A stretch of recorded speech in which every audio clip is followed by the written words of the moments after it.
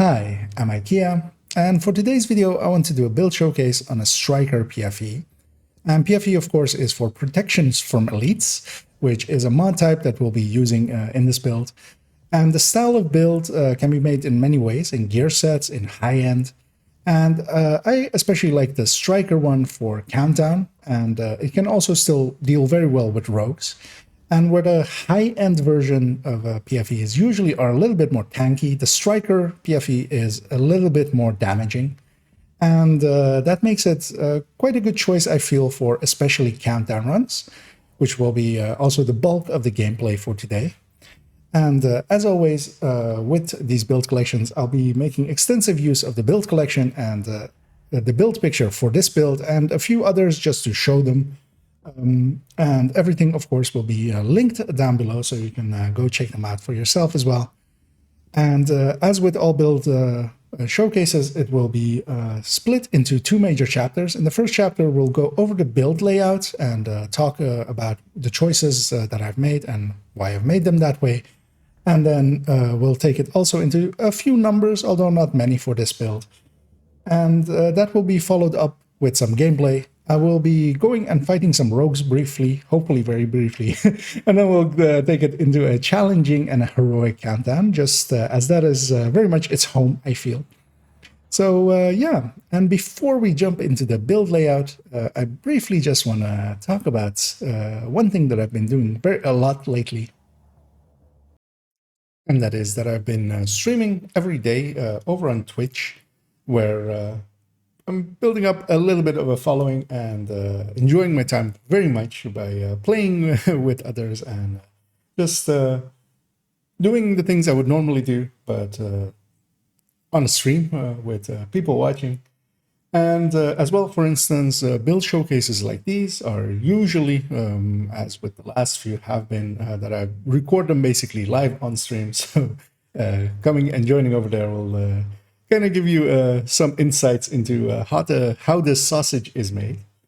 And quite often as well, as we are here as well, basically towards the end of the evening, usually doing a few countdowns with people from the chat and enjoying our time that way, because going in with coordinated teams is quite often actually the best way of doing it. So yeah, I very much hope if you enjoy my content over here that you will join me over on Twitch. And also, if nothing else, if you do enjoy my content too, at the very least, consider giving me a follow and helping me with the algorithm over there as well. So yeah, now on back to the build. And here's the build that we'll be discussing today. And it is indeed a Striker PFE, which means that we are going with some improvised pieces and 4 pieces of Striker. And in this case, of course, with Striker, we're getting some weapon handling with the 2-piece, rate of fire with the 3-piece, and then especially, of course, the mechanic of Striker with the 4-piece, which is that you can stack upon enemies for each hit of your weapon. And that stacks up to 100 times, although here we are using the chest, which will take it from 100 stacks maximum to 200 stacks maximum. And we're using the backpack as well to take the amount from 0.65% to 1%. So we have basically 200 stacks of 1%, which is 200% damage. And here actually with Striker, it says total weapon damage, which it isn't actually. It is a separate multiplier on its own. So this is can be considered as a 200% amp once it's fully stacked. But of course, stacking to 200 takes quite a while. You need to hit 200. Although we'll be using an ACS, and I'll explain that when we get to the weapon and into the gameplay, how to use that to stack up a lot faster. And we will be losing our stacks quite fast. 1 stack for 0 to 50 seconds per second, 2 stacks per second lost for between 50 and 100, and with the chest, 3 stacks between 100 and 200. So we'll be losing quite a lot of stacks quickly, and that's kind of the mechanic of Striker. You stack up, you try to stack up, and in this case, especially with the ACS, we'll be using that to stack up fast, and you will lose it in between fights, and especially in Countdown, where we have in between fights quite a long time of running around, you'll likely lose all your stacks.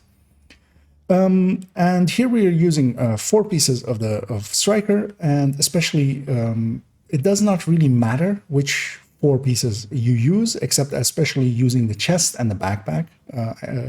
And that's because we can have 2 improvised pieces, and we're using the improvised pieces here because improvised pieces come without a brand bonus, but they have their own mod slot as well on the holster, knee pad, or glove. So we could have these improvised pieces be any of those 3 slots, as of course the chest, the mask, and the backpack, of course, already have their own mod slot.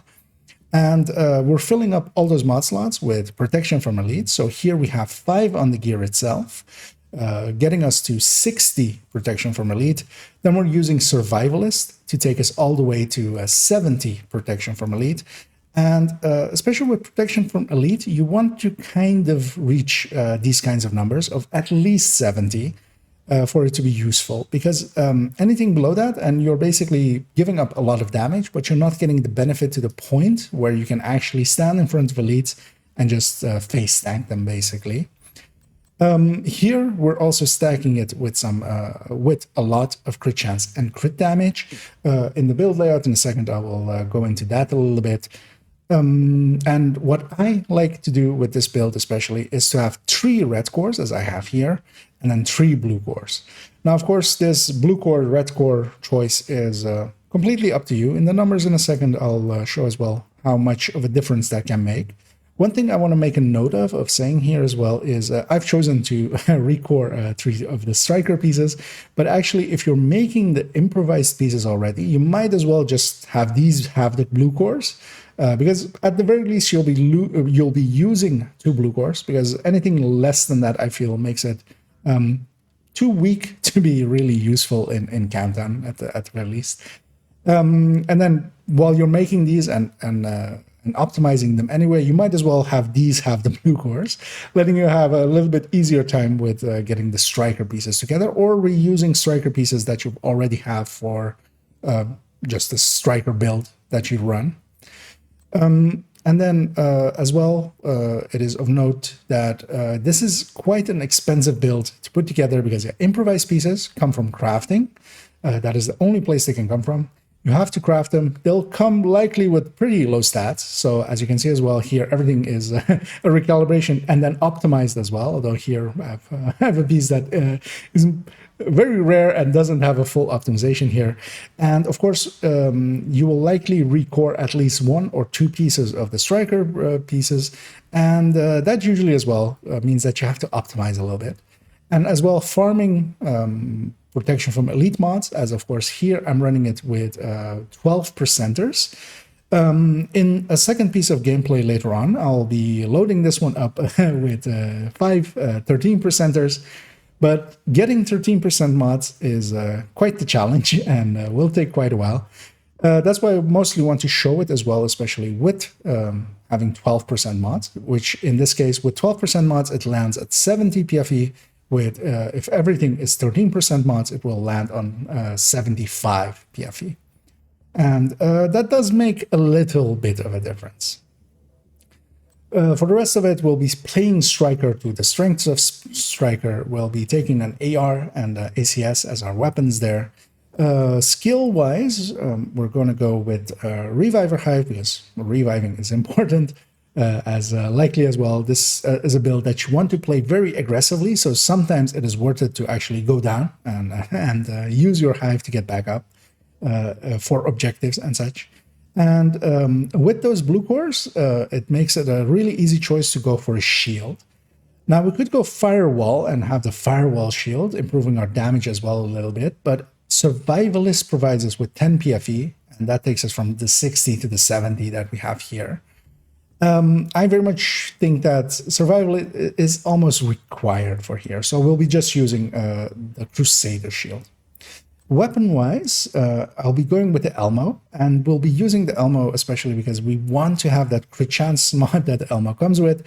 This is very much a build that is very crit-starved, even more so than normal Striker, because we're also giving up all of those options of having mod slots of crit chance and crit damage.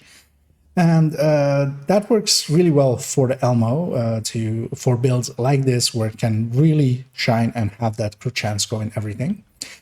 Next, we'll be using an ACS. In this case, I'm using a rock and roll. You can also have a normal ACS here, but here we are stacking up to 200.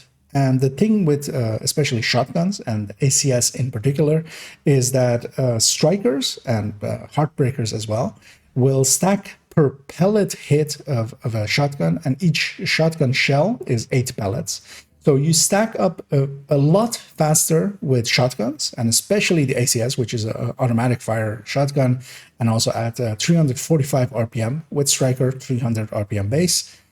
That makes it that you can stack up to that 200 really fast, because otherwise, of course, it's basically at the very least 4 mags of the or well 3 mags of the 4 mags of a normal AR, 3 mags of a St. Elmo, although of course you're actually losing stacks while you're stacking up. So it's actually a little bit more than 3 mags, by quite a bit actually. So an ACS is very much recommended. Rock and roll isn't required, but stacking up to 200, I am much more comfortable doing that with a rock and roll than with the ACS normally. And since we are going to 200, my preference is quite strongly towards a rock and roll, but it isn't required. You can't just have an ACS here.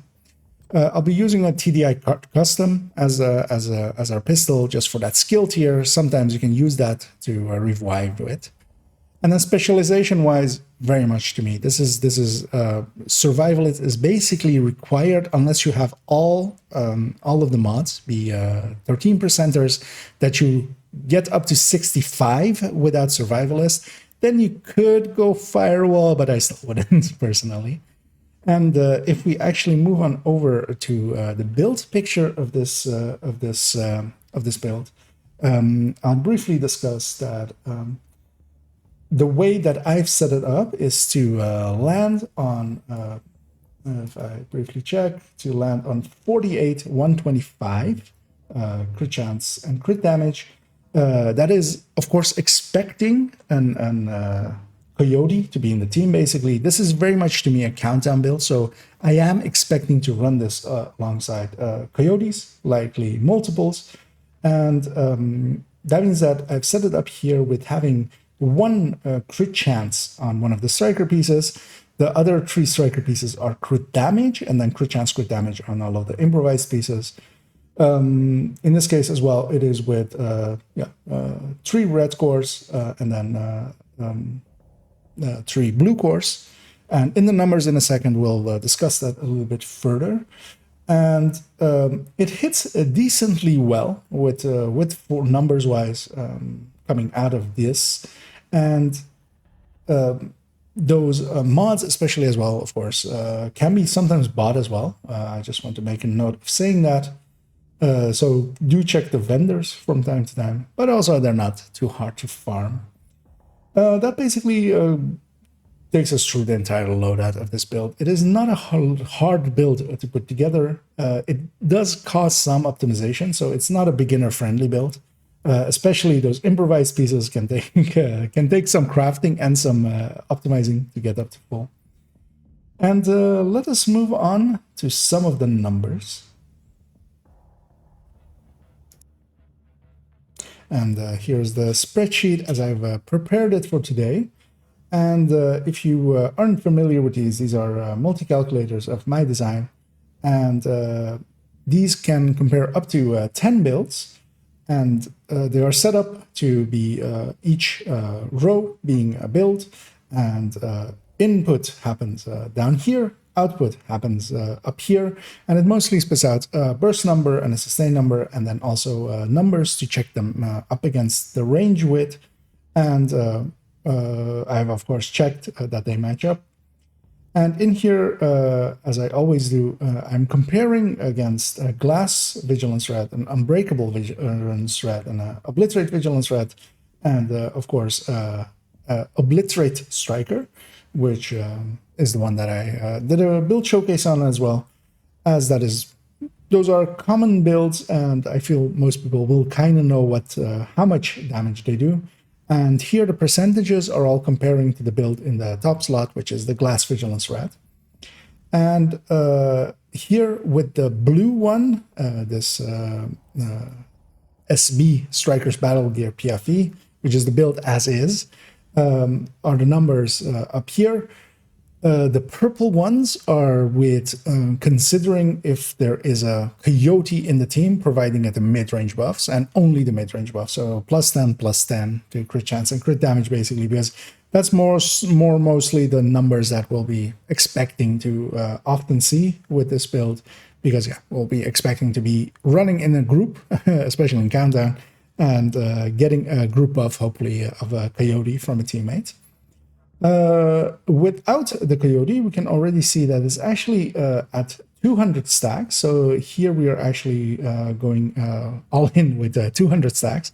And of course, it takes a while to stack up to 200, and you will likely lose it in between each big fight. Even going between the hunters, you will likely, even if you stack up to 200 on the first hunter, by the time you reach the second hunter, you've mostly lost all your stacks.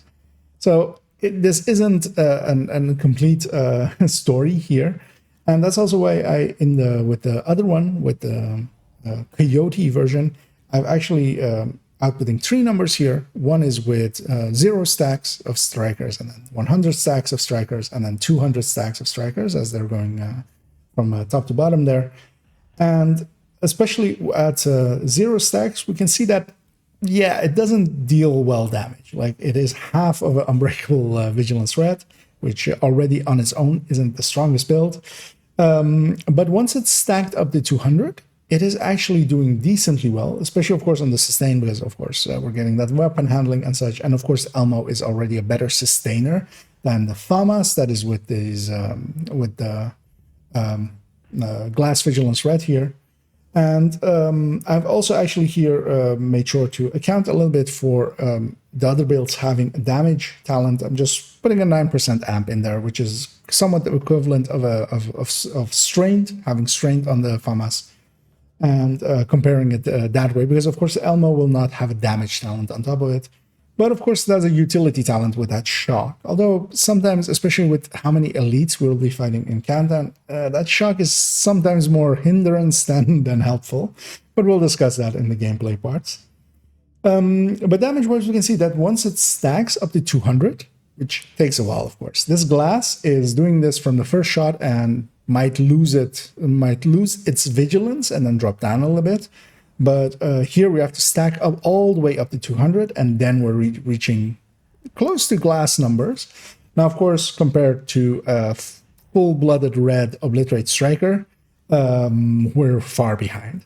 And of course, a chest striker is even higher. So yeah, we are giving up damage, but we're giving up damage to do a thing. And that thing is PFE. And in gameplay, I will show why it can be quite useful, as these builds can get into the hunter's faces and kind of take the aggro. And they have enough damage to compete well enough with other builds there that they can keep aggro, which is an important point, of course. And especially with extraction as well, they can push in and do things that other builds cannot, and deal with, for instance, the healing boxes, deal with the hunters, especially push through. And even if you have to, and the team is very weak and it's going to be a wipe anyway, just call it an extraction right away and just extract itself if you have to, basically. But yeah, the defense that this build does come at a decently high cost, because yeah, we could be another Obliterate Striker in the team and deal a lot more damage a lot more easily, because of course this Obliterate Striker is only stacking up to 100 instead of the 200 that we are stacking up to. Furthermore, one thing I wanted to briefly discuss here is if we scroll down a little bit, so move us down, is that down here, I've basically made this build in this part to be going from 6 red, 0 blue cores, so just flipping blue cores, basically. So going from 6 red, 0 blue, all the way to 0 red, 6 blue. And what that does to our damage, especially. So output-wise, we can see that even if we go all the way to 6 blue, that is Still doing 60% of going all the way red with this. Now, here we are, the build that I'll be using basically is going to be a 3 red, 3 blue. That is in the middle here at 80% of the full one. And that is, yeah, a decent enough of damage. I find that to be the best compromise between damage output and having a good enough, especially shield. That is what the blue cores are to me. They're a stronger shield. And a little bit of a stronger shield can be quite strong against especially the hunters, and just using that as a bulwark to move in, although we'll not be using specifically the bulwark. And this is very much a choice that is up to you. So I have fluctuated between going 4 red and 2 blue, and all the way down to having, I have even tried it as 6 blue.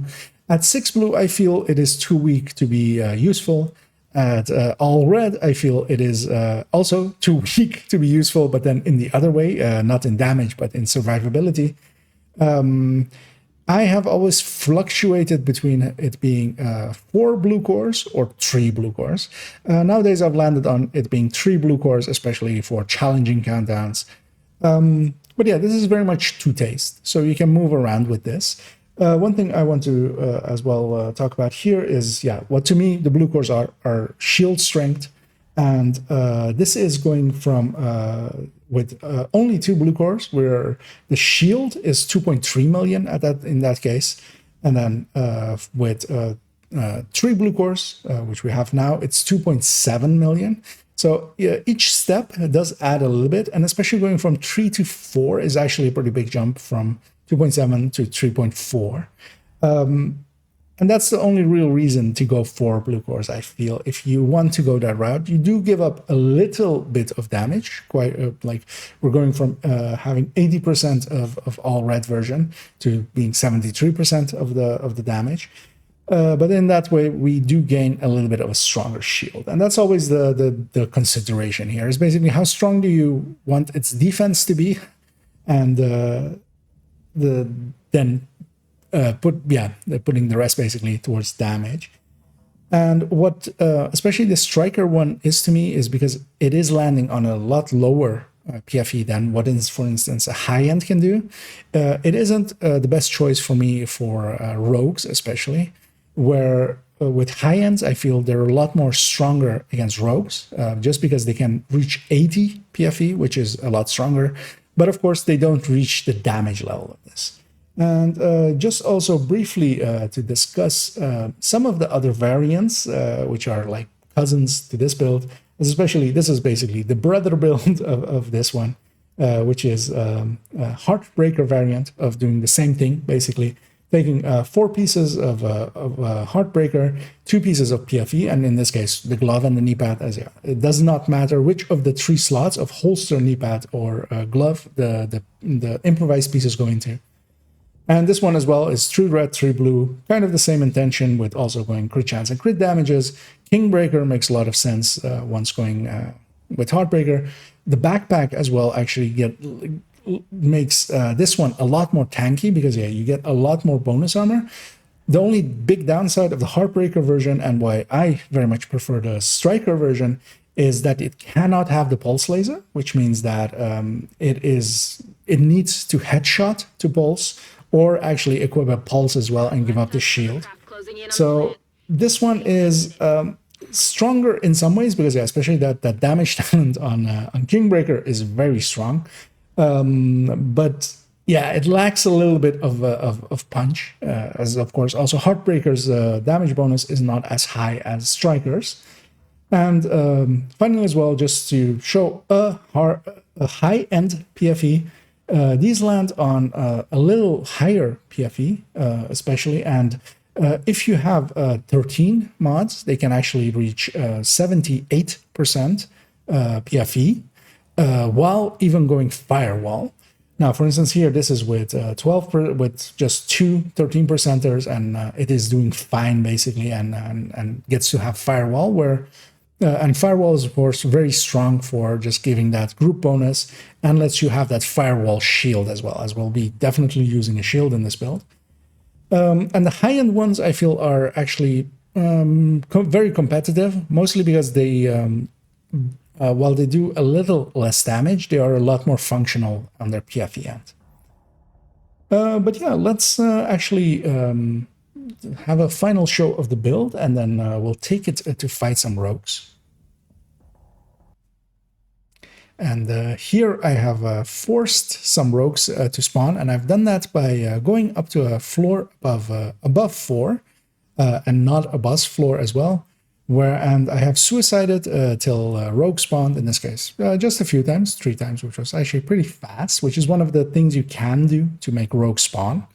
And just to show a little bit how this PFE deals with rogues, as especially I feel the high-end versions deal a little bit better with rogues because they have a little bit more PFE. They're a little bit more protected.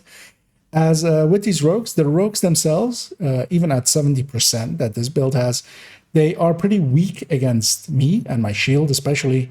Their skills, though, are still pretty strong because they are not elite. So an Oxy or a sniper turret can still mess up your day. As that's also why I've chosen here to get rid of the Elmo and swap it to being a FAMAS, just so I can have a Scorpio, as a Scorpio is very strong against rogues here. Here against rogues, I'm solo, we'll have 2 rogues. It's always group size +1 for how many rogues spawn. And the Scorpio will make this a pretty easy fight. But I especially wanted to show how PFE kind of deals with this, because a lot of people struggle sometimes with rogue fights because you can't power your way through easily with just a red build. They can take the damage and they have enough damage back to to end you decently fast. And that's also always why I usually, if there is a PFE or if I have a PFE on a character, which all my characters actually have a PFE for that specific reason, and the rogue sound basically plays, I usually swap to a PFE, unless other people in my team do it. Because in groups as well, it works really well, but there it has to play the role of just playing interdiction, basically, and letting your allies, taking the aggro away from your allies and letting your allies do the work. Yeah, let's go mess up some rogues, as they'll spawn in here. And by rushing in right away, I'm not letting them get skills out. I wouldn't recommend doing this if there's like in a big group. So he got an artillery turret out, which is one of the dangerous skills. Those can hurt.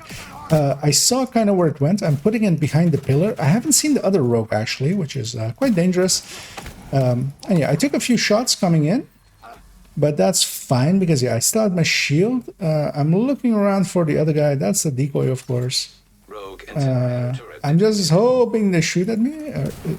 No, that's not the one. As I said, there are 2 decoys, which confused me for a second there. But yeah, here's the second one. And I'm going to actually let them shoot me a little bit.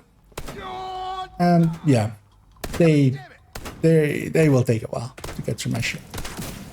And especially one of the recommendations is if you push into them and you, well, in this case, I'm shocking them and stuff. But what I want to show you as well is if you push into them, they usually go into melees. And them meleeing is actually really weak. So you can use that to your advantage. And that's usually what I do as well. In groups as well, go to the other side of them. So if my teammates were over there, I would go to the other side of this enemy, even though it puts my back to others if they were there.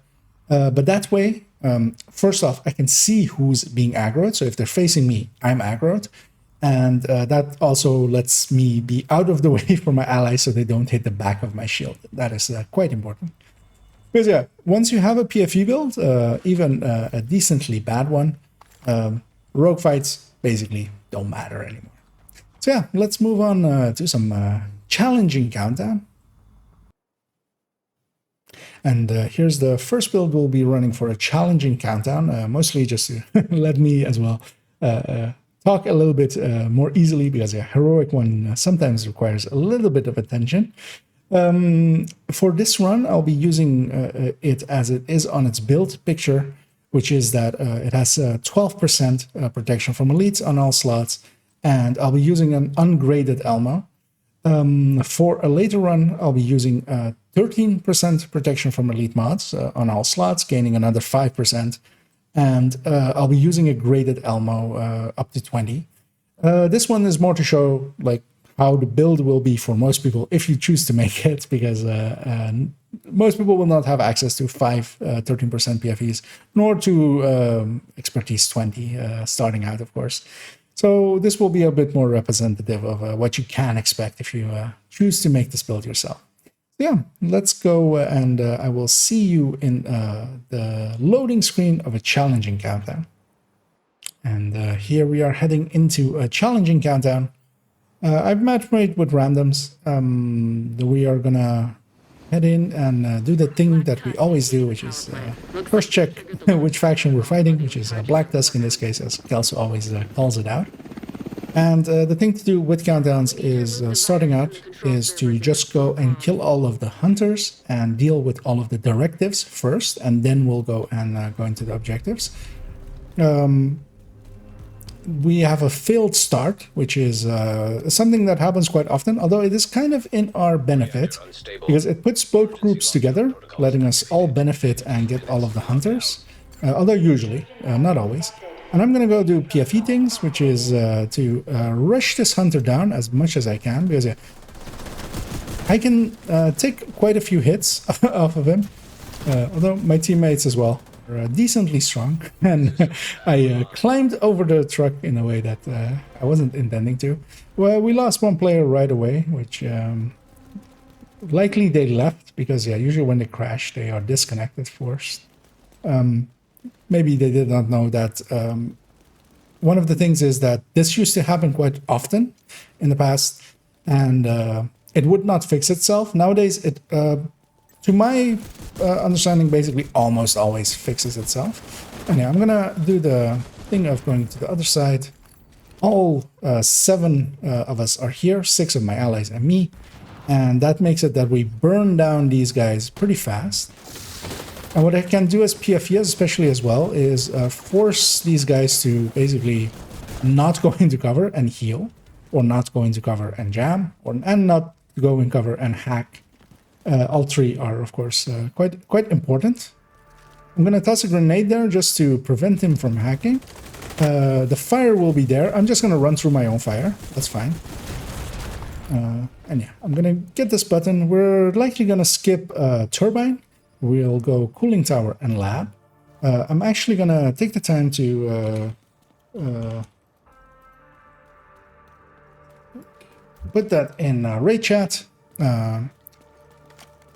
Because yeah, we want to avoid usually VIP. On challenging, it doesn't really matter. VIP does take longer than everything else. There are some exceptions sometimes when it's worth doing, because sometimes it's better to just go to the VIP than to go all across the map. Or if sometimes you have less experienced teams, and if half of the team just goes into VIP, it's better to just go and do it all together instead of splitting the teams up. But if we can avoid it, especially by communicating like I did there, of just saying, this is what we're going to go and do, and just, you know, taking leadership, then that works usually well as well. We are fighting Black Tusk. Well, we have some Warhounds and such. They are great for stacking up on. But even in all of this stacking, as I'm using the ACS, especially here, to stack up with it, and I'm keeping a close eye on the Striker icon on my buff bar, and trying to see when I'm full, and then I'll swap over to the Elmo. And yeah, we're losing stacks fast, as you see there as well. Every zone that we'll be going into will have one of those chests that I just that opened. There'll be 3 chests. There are 3 fixed positions for chests. Each time on each of the zones, only one of the chests will be active, so you can loot that one. And I'm gonna stack up on this mini tank, although I'm actually pretty full. I'm just gonna kill this mini tank because it will stay alive for a while. So this one as well, because yeah, it'll stay alive for a while, and those things do a lot of damage if you leave them alive. We likely have CC'er in the group, or actually that was from a grenade, perhaps. No, there seems to be a CC'er in the group. As I see a shock trap and a foam, which are classic Eclipse CC skills, which can be quite useful. I also see a Patriot debuff on someone there. As I'm set to using a Getica, of course, as I'm still looking for a closer, a red one. Yes, that has been my long-term project for months now, I feel. I'm gonna go over here and see if I can find the shot. With the tiniest of shots, and the Elmo is, yeah, the accuracy of the Elmo is not the greatest. Not when compared to an M4 or something. It is a little bit too jumpy, but still there I could help and take that. And in that time as well, I've lost most of my stacks once more. So next up we have a lab, just making sure that I have the right thing selected there. As we'll move on over to that. And especially with this build, but yeah, what you want to do is be the aggressor, be the interceptor kind of thing. Go after enemies. If you try to just play it as a red build, to me, you're doing it wrong, basically. You need to be in the way of the enemy, trying to get as much aggro and such as you can. Because if you're not pulling the aggro away from your allies, then you're, yeah, you could have just better been a red build and done more damage. Now, with this parts, that isn't that big of a factor.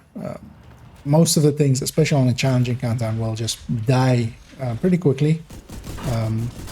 Now, especially here as well, of course, I'm making sure that I'm actually not showing a run with the short range buff, because that one is, of course, very strong.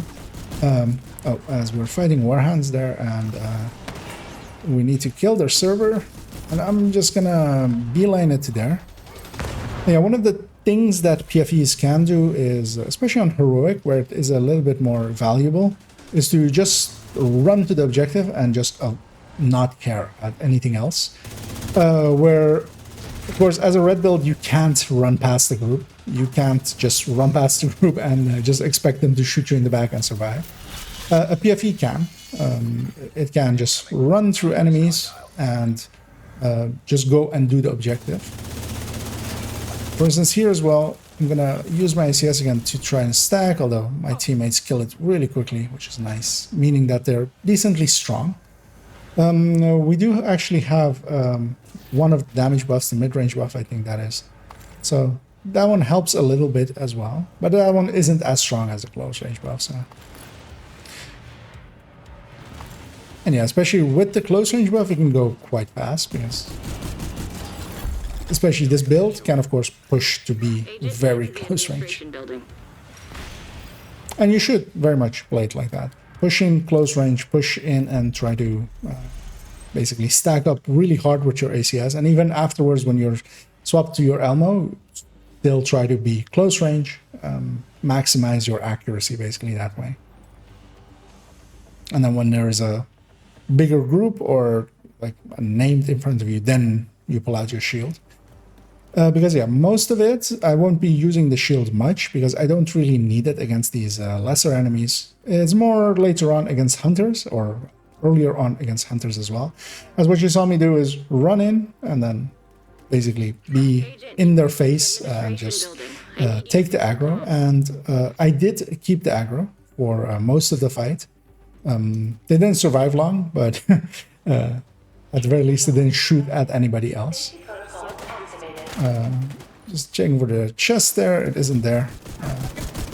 That one's always hard to see. I know it's your favorite. And then here as well, I'm just gonna beeline it for this control room server. I don't care if I get shot at or not, because if they do, it doesn't really hurt me. I'm stuck now in the circle. One thing I usually do if I'm stuck in the circle is I'll just start an emote. This usually shows to my allies that come up here and check, like, is that person staying in the circle? If I'm standing here and doing an emote, that should show to them that I'm staying in the circle. Although some people are brighter than others. If they're staying in, I'm going to move on. Watch it now that they both step out. Nice job. As I have a very strong trust issues at this point of people stepping out of the circles. Didn't hold long enough. This one's always just a little bit longer than I feel it should be. And yeah, the PFE to me in this mid parts should very much be this, be the player that goes after the objectives more than anything else, because it can push through anything. I don't really have to care about shooting things, clearing the way. I can just run my way through. I'll stay here because yeah, we'll have to start the next one as well here. And we are decently good on time, but we're actually not perfect or anything on time. Tech support was boring. I'm hoping my ally starts it right away, but they don't know. Which is okay because they're also they're just SHD 500. I'm stuck on this one now. But we have plenty of time. We still have 5 minutes left. That's enough time for me to just solo go and do all three of them if I had to. But it would be nice if you know, if somebody started something else as well. As I down here don't have really anything to shoot at unless something spawns down here. I'm gonna leave that loot. I'm just gonna go over here. As yeah, in Usina, I'm mostly interested in the names, setups and closers. So if it ain't got no chevron, then it is less useful for me. And yeah, my trust issues have not been resolved today. I'll need some more therapy as somebody has started the circle over there, but has not stayed in it.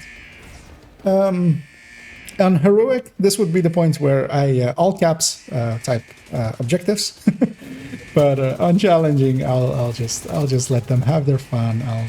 I'll be the guy doing the, you know, I'll be the responsible one, and I'll go hit all three of these. Somebody went into the circle at the very least. Maybe they'll stay in it. In the meantime, I'll go get the loot from that chest, and especially getting those black chests, and also the main chest as well, after the three small chests, after the main objective here. Those will give you SHD calibrations, and it's one of the few sources of SHD calibrations, and it's one of the better sources as well for SHD calibration. If you do it right and get all of the three small chests and the one big chest at the end of a countdown, you will gain a total of 6. Good work, Agent. You saved the plant. SHD calibrations, which is even more than, for instance, the 5 from a weekly project or something like that. So system reactivated. It is worth getting, especially for someone like me that optimizes way too much. There is some loot over there, but I want to be towards the head of the snake, as one of my allies is already pushing out. And the one thing you really want to do with countdowns, on challenging you can survive not doing it, but on heroic you will just die. And that is that, well, here as well, my ally will likely die there. It's healing up. System Is to not push in solo, is to push in as a team. One of the worst things that can happen is people going one by one and feeding themselves basically to the enemy. I'm not going to get that ally. I'm going to just push in. And I'm going to do the one thing that PFEs really can do well. This healing box can be really annoying and will overheal all of these enemies. But instead of that, I'll go push in and just take it out. And because our ally pushed in too early, most of the hunters are gone. Actually, not all of them. Luckily, I was just outside of the... Because I was kind of stuck here. I couldn't push back. Not easily, at the very least. I'm just going to run away and just heal back up and then push back in. Because yeah, my teammates aren't focusing their fire well. And one person left, and that caused that. Loading screen, that was weird. Because yeah, normally when you get that loading screen, that gets followed up by the team getting relocated into one of the extractions, but luckily that didn't happen. Oh, maybe I was out of bounds. That could also have happened. Because one of the things I kind of want to do, but I should clear out first. I should clear out help clear this out first. Is go back and get the hunter loot. Because there's hunter loot back there that I haven't gotten yet. And here, with the Elmo as well, I'm just gonna bully this guy a little bit. And push up and kill this guy. And yeah, that especially is kind of what a PFE can do, is go after those healing boxes and stuff. Go after hunters as well.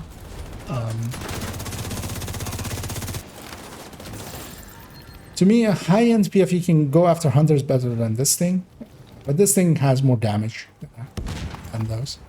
Gonna go and grab my loot. The chopper should be pretty safe. I feel everybody else got a chance to loot, so I'm gonna go and do that now, as I do see a striker or a closer going into my inventory.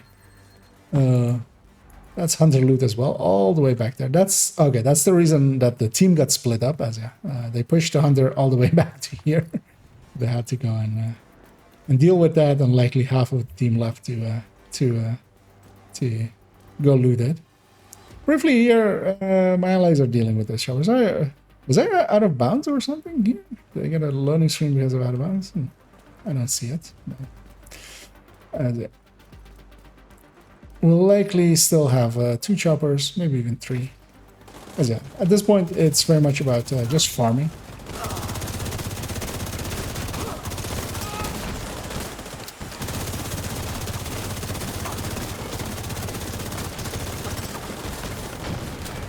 Hold tight. Kilo inbound to your location. And extraction gets called in, meaning that that timer starts. We'll likely still get 2 more choppers. And this, of course, is the moments that we get to farm a lot, as all of these enemies come out and just let us completely destroy them. Saw something.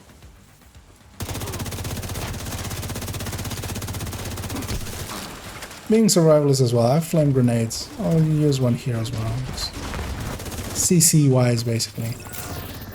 As that is, as well, to my subgroup at least, another 10% to their damage as well. Once to status affected enemies just for me being survivalist. And yeah, we're just gonna extract. The next chopper is coming in, but it's too late. So I'm gonna just extract out. And let's see how many coins I get, which is the 158, which is the, as we did get all hunters and all of the hunters' loot. I'm hoping my allies get out, but yeah, I fear that these 2 will stay active, and that means that that they missed their extraction, which kind of sucks for them. But yeah, let's move on to a heroic countdown. And to head into a heroic countdown, I've altered the build a little bit from what is shown on the build picture and what we ran in the last one, which was that it was with 12 PFEs. Here I have taken a bunch of 13 PFEs from one of my other builds and moved them over here. This now is with 13 protection from elite mods, making it so that we are landing on 75 protection from elite. So we're a little bit better protected, which is nice, but of course is not available to everyone. And together with that as well, I've bumped up our St. Elmo from just a normal one that was ungraded from the last run to here being a grade 20 weapon. So this is basically what this build will be at its peak. And especially for heroic. I kind of wanted to show that. Also for here, I'll likely pre-make at least one group, at least going in with 4 people that I kind of know, including myself in this case then. So 3 others that I know. And that is kind of my preferred thing to do, especially for heroic. That way you at least kind of have a group, enough people there to be competent and deal with it, because heroic countdowns do require a little bit of damage and a little bit of keeping an eye on the time, especially as well, as it's quite easy to lose on time on a heroic countdown or even on extraction, because the enemies are require a lot more damage to be killed. So I will see you in the loading screen for a heroic countdown. And here we are heading into a heroic countdown. And for it, I've grabbed 3 regulars from my stream to help come assist me. And we've match-made the rest of it. I could have actually grabbed all 8 people, but I think that would misrepresent this build a little bit, just to show it with a few randoms as well. And we're going to head in here, and the first thing I'm going to do is check where the other team is. We're going to take a right here and link up both teams right away, which is the smart thing to do. And we do have status effect directives on, which means that we can't status effect this guy, but that's okay in this case because, well, sometimes status effects can't work on these guys because that can make them easy as well. PFE still does, so I'm gonna try to get their attention. I'm doing enough damage to do that. As you saw there, they were very focused on me, and yeah, that leaves my allies to deal with them. The status effect, the main status effect one is all across, so it's the last directive will be turning off, so sadly, annoyingly, we can't actually CC these guys, but just from how fast that guy melted on a heroic countdown, it was very much obvious that, yeah, this team has a lot of damage. I was ahead of the rest of the team, so I went for the objective there, the directive there, just to get it down. But yeah, on heroic, the enemies are a lot more chunky. They take quite a lot more damage, and they aren't as easy to kill. Immediate medical assistance As needed. there, I took myself to health gates. I'm gonna take the moment here to heal back up before I push in. System back online. An agent needs assistance. That's it. Almost getting gotten. We're getting something jammed. Fixer drone detected. Fixer drone. I'm gonna shoot that thing out of the air. Detected. I have my shield again. One of the things is as well, with the shield, I can take one hatchet blow to the shield, and that will barely break it. With 4 blue cores, it will actually not break. So yeah, we're gonna head into not turbine, actually. I misread there. I'm gonna go reactor admin, because yeah, we're gonna, especially on heroic, we're gonna avoid VIP. VIP just takes a little bit too long. Time is an issue sometimes on heroic. Not when there is competent people around, usually I find, but especially, yeah, sometimes even I just, you get distracted and you get people that are all running around as headless chickens, which sometimes also includes me. Sometimes you're just killing and enjoying your time killing. I saw someone go up to the control room, so I just started killing there. I'll grab the chest here as well, which is by the stairs. As we haven't gotten the other one yet. Got now. As our main objectives is this are these hounds now. And yeah. Well, this isn't the super strong build. It is still hitting for decent damage, which is especially here with a bunch of group buffs, a bunch of, for instance, I see a 5 buff is active. I see 3 coyotes on my buff bar, so that means that, yeah, that helps quite a bit. That especially, for instance, the 5 buff, of course, I do not have any total weapon damage, so I'm getting the full 25%. Where, for instance, the even on an obliterate striker, it is of course Area getting secure. is additive to the obliterate, or even with a focus striker, it is additive to the focus. So we're gonna move on over to admin.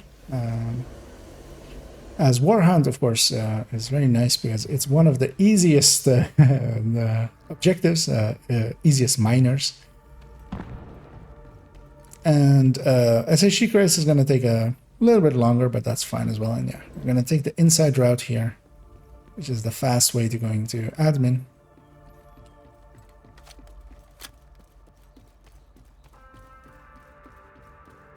And this thing very much needs to be played kind of like this, very aggressively, trying to not play it just as a red build, but trying to really play it as somewhat of an aggressive tank. Detected. Here with these SHD tech traits, one of the things is as well that most of these skills with 8-man is actually, they are elite. So for instance, this sniper turret is as well elite. So I'm defended from them as well. That's one of the things that often people kind of repeat is that PFE is fine, but yeah, you get destroyed by reds and purples. The thing is that reds and purples are very easy to kill, and especially a strong build like this can actually quite easily kill reds and purples.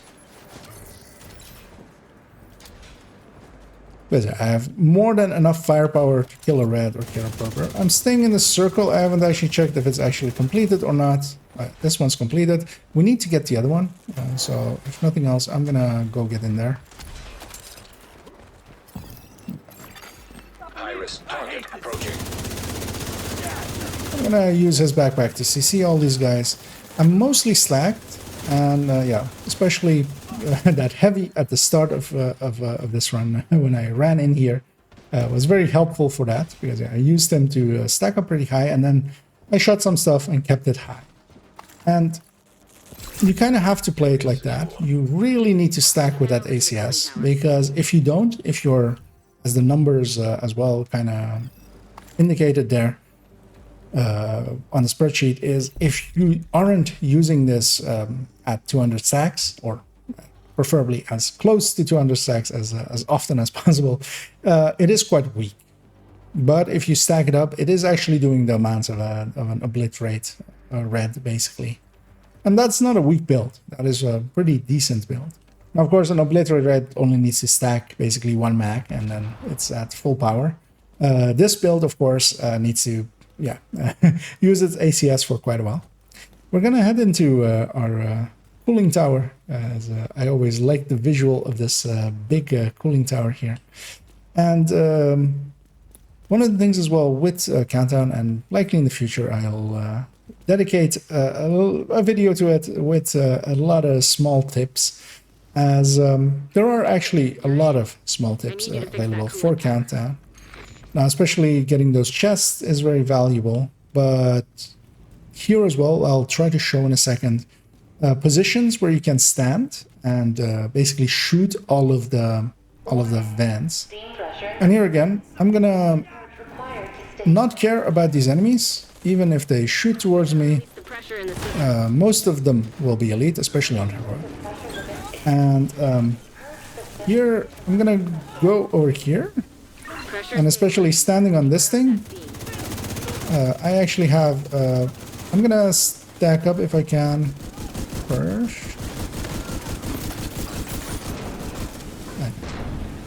From this position that I'm on, you can actually shoot all 4 positions, which is quite handy. Because you can shoot that one as well. Yeah, they're gonna vent right away, hopefully. I see someone's there, someone's up there as well, or they're not hitting the button. I might double back for that. Yeah, I'm holding this position just so that once the button is hit, that I can... and one thing I shouldn't do, although yeah, it's kind of hard to do in this position, is not take chip damage. We do have a Phi in the team. If I'm at full strength, I do get a much stronger buff. I'm gonna go for the objective there, although Toasty actually already has it. I'm gonna just wait for the objective here. And especially getting to know all of these objectives and kind of how they flow. After a while, of course, just running it often, you'll know. And you can do it pretty fast. Because yeah, for instance here, just because I'm with teammates that kind of know how to do it, do it fast. We have 6 minutes left and we're basically done with this objective. Oh, I wasn't paying attention to my health, neither was some of my allies. As yeah, we're taking steam damage. And the reason that I wasn't kind of expecting it to go on is that usually we've ended it by then, but we hadn't. As yeah, we take health damage there, and after a while you do go down from it. But yeah, there's as I've swapped over to come to this side and deal with these enemies. But yeah, basically did that heroic here now faster than the challenging earlier. When you're ready, send up a flare so Torres can pick you up. I'm gonna grab the small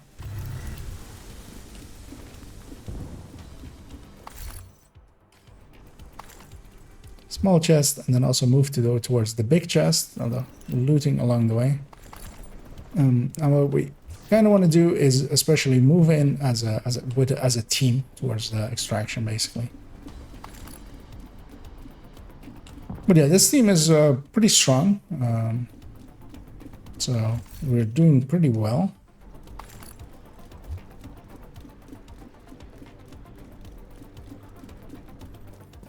The extraction is right outside of the store, but most of the team is here.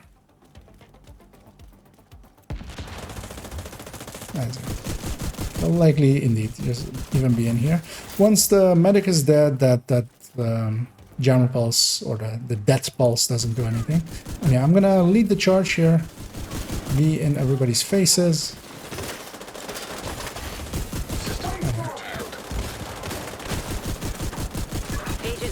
Try to stack up to full.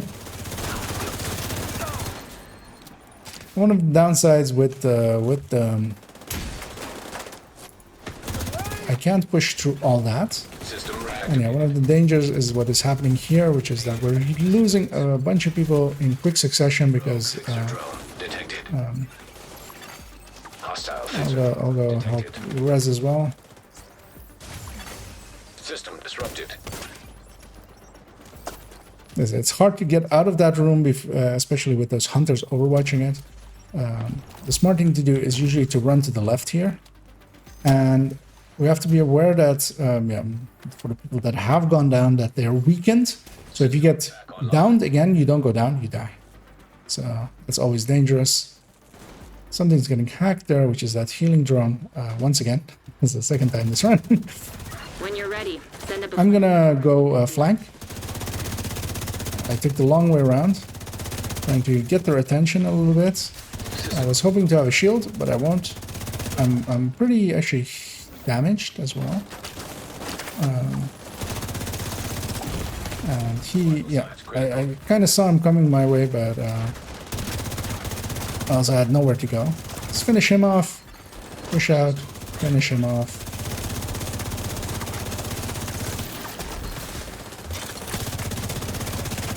By being in their backlines a little bit like that, I was trying to make sure that, yeah,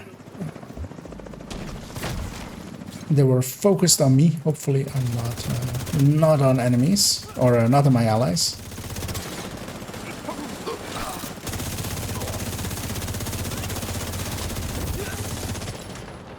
For instance, here is one of the moments where the shock rounds of the Elmo are kind of useful, but also quite often the shock rounds of the Elmo are the least useful thing, I find.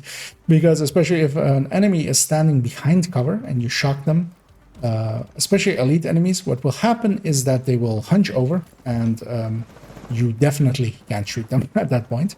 Because yeah, if you were just shooting them without shock rounds, you could just shoot them.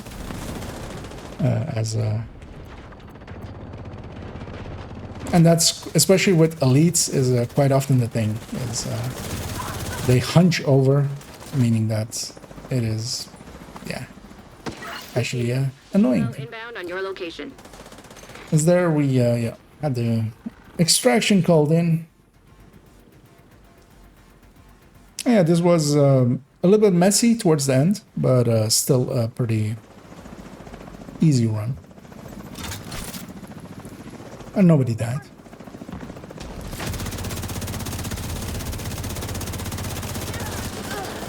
Which is always important as well. Kind of sucks losing someone Let's get you home. on the way out.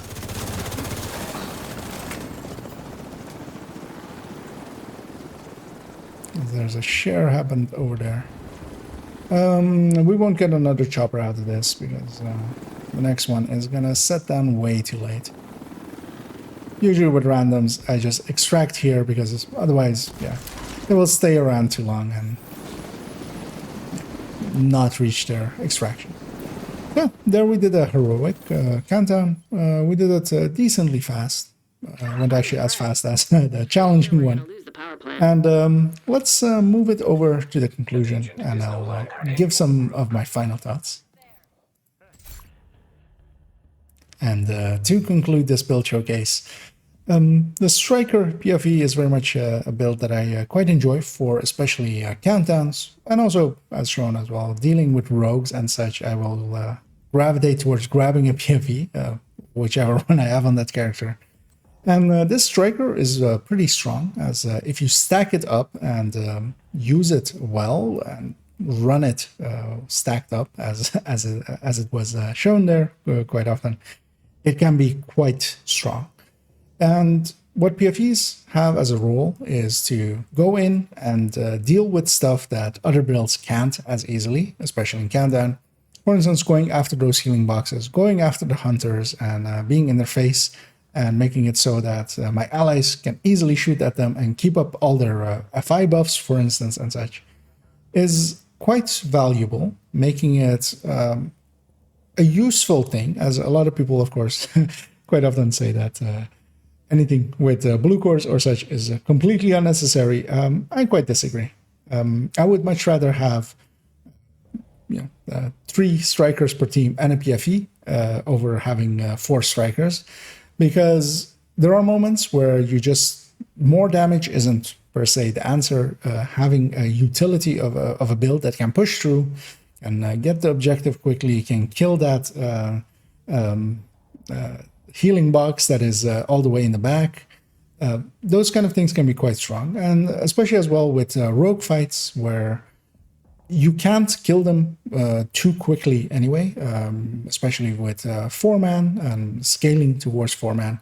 It is quite valuable to have a build like this that goes in and then just that runs interference basically, and makes it so that they are not shooting at the weaker builds, weaker builds in armor and health and resistances, and but those builds, of course, are hopefully a lot more damaging than this build. Although, as shown as well, especially with, for instance, in this case, a graded 20 Elmo, this build does do decent damage, especially in Countdown, where it's getting a lot of group buffs. And as such, it comes pretty highly recommended. In the future, I will likely revisit PFEs as a whole, PFE builds as a whole, as a masterclass, as I feel it is a subject that, especially because of the amount of builds that are viable as PFE, I would love to do that basically. Although likely not in the immediate future, but maybe a little bit more in the distant future. And that will then also include a lot of the high-end PFEs, which have a different playstyle and have a different utility, I feel, as well. But that will be for in the future, as especially for now.